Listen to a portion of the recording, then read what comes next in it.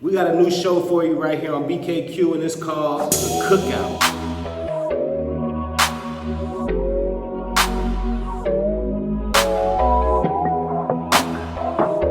I am in.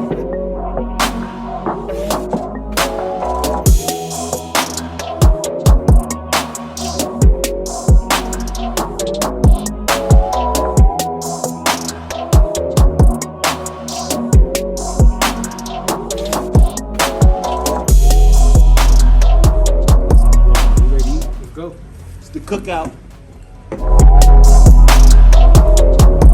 Peace, what's going on? We back here at the Cookout. It's your man RJ Mahdi. I'm here with Lamar as usual, but we got a special guest in the house, my homeboy Hakim. Yo, what up? I'm here. Mangfi. Magnifique. I'm here. Music Jam, alhamdulillah.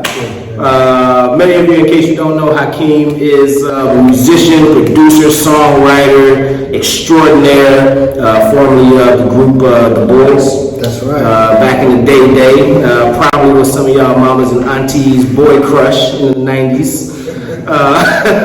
But he's here in Africa with us now, West Africa to be exact. What's going on, man? How you finding West Africa? You've been out here for longer than most people. Yeah, I first touched down basically to stay in 99, 2000, end of 99. So that's 20 years pretty much. I went back to America for 5 years, but even when I went back, I was flying back to Senegal to do a few musical projects, mostly with Vivian and a few others, So I always had like a presence.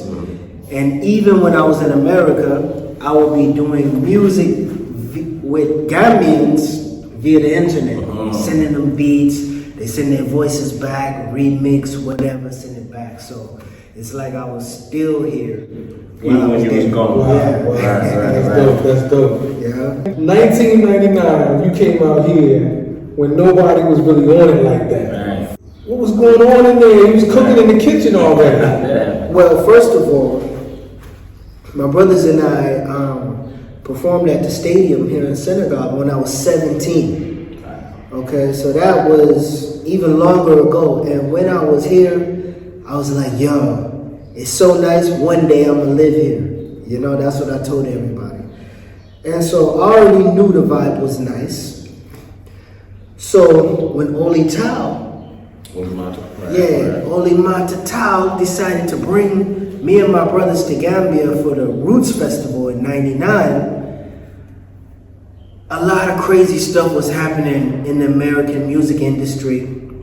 I was getting really fed up. Cash Money Records was taking over for the 99 2000. It was a whole other industry by then. I was getting more deeper into conscious music, I wanted to do positive music. The industry wasn't feeling it. No. They still not feeling it. They still ain't, right. And by that time, we told Motown, our label, that we didn't want to do any more albums. So they said, okay, we still need to recoup our monies, so we're going to give y'all a label. We can sign some artists. We put those out, and then we can make our money back with that. So I was an artist on my own label. I did a whole album, conscious, positive music. When I delivered it, they was like, what's wrong with you?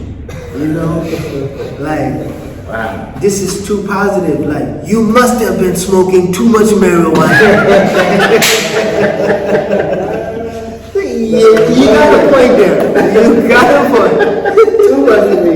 But what's crazy? I was telling you the other day, man. Jay spoke on that. He was like, we would have went conscious too, but we wasn't going to buy it. Who's going to buy it? That's right. You see? So there's a lot of talented artists out there. I mean, people like Lupe's and these guys that are making incredible music, but just because there's no profanity, just because there's no drug and all that stuff involved, it's not gonna get to play. And they were like, give us something more like Snoop Doggy Dogg. No, they ain't say that for real. I promise. Well, I'm in the meeting, and my eyes just start getting watery. I'm looking at the executive, just like, man, I was hurt. So with all of that, I was sending tracks to different labels, you know, still doing the production hustle. And sometimes they send my tracks back to me, you know, like this is not what we're looking for. So when this came up to go to Gambia, I told my brothers like, yo, if we can survive over there, let's not come back. Right. It was me who started the revolution. My brothers,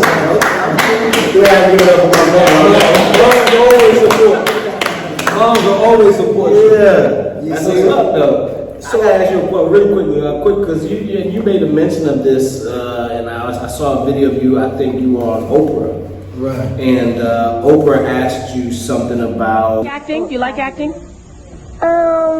Kinda. Well, really, when you're acting, you have to be a grown-up in a kid's body. And when you're singing, you can just be yourself and have fun. Good for you. You answered her question very. Yeah, I think I saw the question very maturely, but there was a lot of depth to it. You were kind of like, Hollywood is a little too fake for me. I've been doing acting since even before the music. Oh, okay. You know what I'm saying? If you check out my filmography, like movies, TV shows, commercials, since I was like 8 years, Different Strokes, Facts of Life, Mr. Belvedere, Webster, all of these shows that was out that time. You know, some of the younger people would not have heard of those songs. But they probably Googling it right now. Yeah. Y'all gotta look up my man, Hakim Abdulsamad. I think it's IMDb. You go to that website and you put my name in. Right. Nice. All of the shows will come up. So fast forward 25 years later, you're here in Africa, you're exploring, you're doing your thing, you're working with a lot of local artists and things like that. Like, what is the peak of that right now for you? One of my advantages here in Africa is that I'm getting in early on what's bubbling. You know what I'm saying? I know what's bubbling and I'm getting in on it early. Before it take off. So, Is that Afro beats? you know, Nigerian music is pretty much, you know, has influenced the whole Africa. Yeah. South Africa is coming up, you know. But even here in Senegal, the Senegalese musicians are doing Afrobeat. That's right. You know, yeah, they're trying from Nigeria. Everyone has followed. It's almost like now you don't have some kind of Afro beats. You know, the culture is not really fully, you know, there. Even for a lot of African American artists now, they all trying to get their Afro beat tracks on the albums. Yeah, definitely. That wave is gone across the sea. Oh, yeah. So you starting to see Afrobeats pop up. Namibia is like the ambassador for Afro beats everywhere in the world. He's, you know, you catch him in Atlanta, he's in Hollywood, he's taking everybody to the sound. I got a whole new playlist now, just straight Afro beats, and I'm behind the 8 ball. The sound is involved in the culture. Yeah, Bro, it's crazy. Like years ago, I don't know if it's 15 or more, but I saw Nigeria was bubbling, right? I wanted to get in. Everybody was telling me, if you go to Nigeria, you're gonna have production jobs every day. Money is gonna be flowing. I wanted to get in. I didn't know where to start. I just prayed. Okay. I just prayed. Out of nowhere, I get an email from this guy who says, I'm in Nigeria. I have a music company. I remember you and your brothers. I want to work with you. And I have this artist named Techno that I want you to help me produce him. nice. Techno's a big star now, but nobody knew him then. He was sleeping on the studio couch back then. I started working with him, sending tracks. I'd be on the phone advising him about his songs. Oh yeah, I think you should change the chords, do this, that, and the third. So it's like, I started getting in. You know what I'm saying? But then Techno, Prove yourself. yeah, Techno went off to another company. So then my man was like, oh, we lost Techno, you know, to another company. But his little brother, let's work with his little brother. Flew his little brother down to Gambia. We started developing tunes and whatnot. So it's like, little by little, I start getting in with different musicians. I start contacting producers. Right now, I got a Nigerian producer here in Senegal with me, and he introduced me to like his network. You know what I'm saying? Top guitarist, shout out to Fiogi.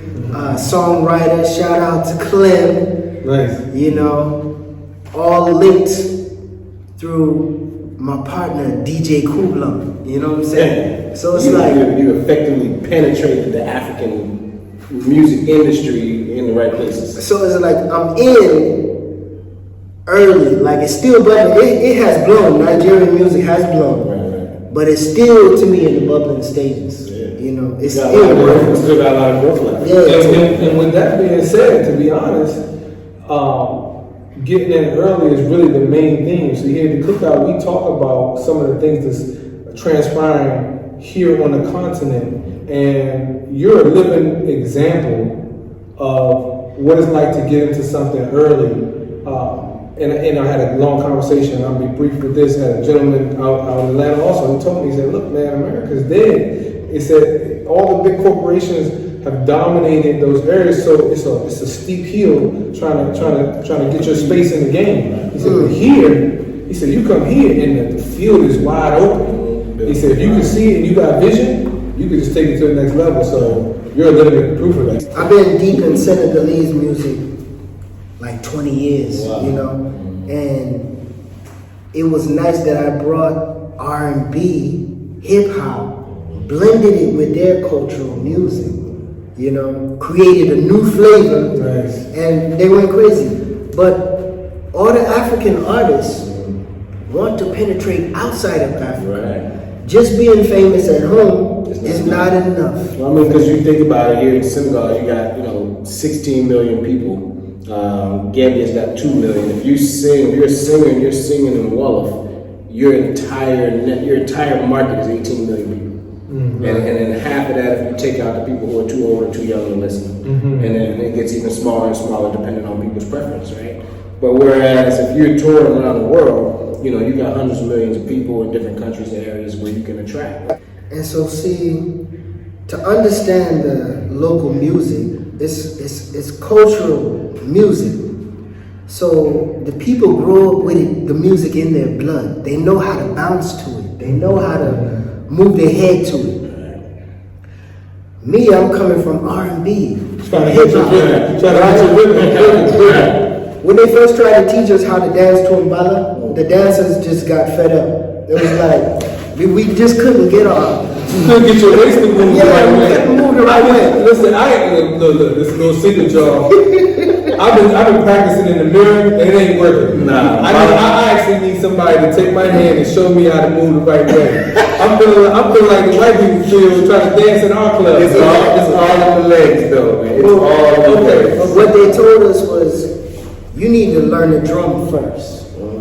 You know what I'm saying? So if you learn how the drum goes, then you'll know how your body's supposed to move. Nice. But then, since I was with Yusuf doing family, they would have me in the studio with all the best musicians, all the top musicians, and they would be teaching me, how it flows. Right. You know, so over the years,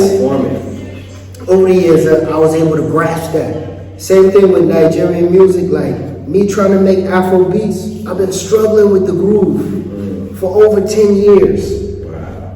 But once I hook up with the people who really make the It's music, in their blood. they start to show me, So now, the executives who are here running the major labels and whatnot, they're telling me that they want the music to penetrate the American market. And I'm like I'm the perfect bridge. Do you see those companies looking to you now, like, okay, well, we want back in. Like before, we wanted you to sound like Snoop. Right. Now it's like, hey, Different ticket.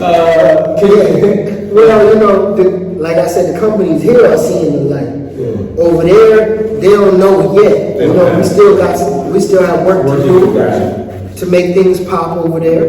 Well, just to be honest, maybe you don't want to need to come from that end. It's better in your position to allow the sources here export you than let those companies to import or exploit you. Because at the end of the day, their interests are still the same.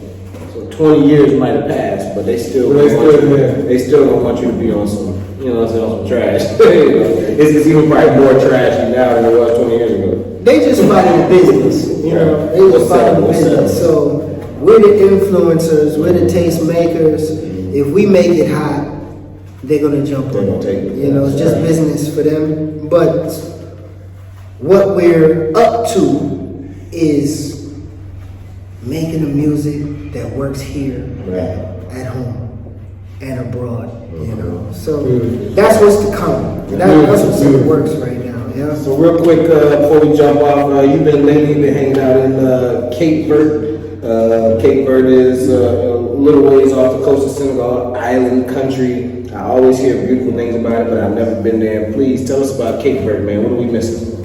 Well, it's amazing to me. I mean, very peaceful. There's a few different islands, but I was on the island of Mindelo, which to me is more peaceful than Praia, which is the capital. But super peaceful, super clean. I never saw any traffic because there's not a lot of people there. You crossing the street, the cars will stop for you. It's not like Nigeria. You know what I mean? Keep pushing. Even here in Senegal, they're aggressive. That's the truth. But over there, it's like super peaceful, fresh air. You know what I'm saying? That's what I want. I want the fresh air. Right. Felt like paradise. What about the food, man? What's I know they're Portuguese out there. There's a Portuguese influence. What's their food like? Well, I heard they got a nice cultural food going on, but I think it's seafood based. Okay. So since I'm vegan, they had to make special stuff for me, but I just ate mostly like fruits and fresh juices every day. You know what I'm saying? Fresh orange juice. Look, that's right up my alley. Hey, look, man, we all trying to go down that route, man. I'm struggling with it myself. My wife's trying to keep me on track. But that's for another program. Right. I told her you gotta give me more pineapple for breakfast. Hey, let's right here, man. We're on the cookout. All right, my man Hakim Abdulsamad, Chefing it up. Yes, sir. Fresh out here in West Africa, throwing together music and doing this thing. All right, we'll be back with you guys on the next episode of the Cookout on the Black Kings and Queens Project. Yo, come home. We living well. We ain't missing no meals. We ain't skipping a beat. Come home.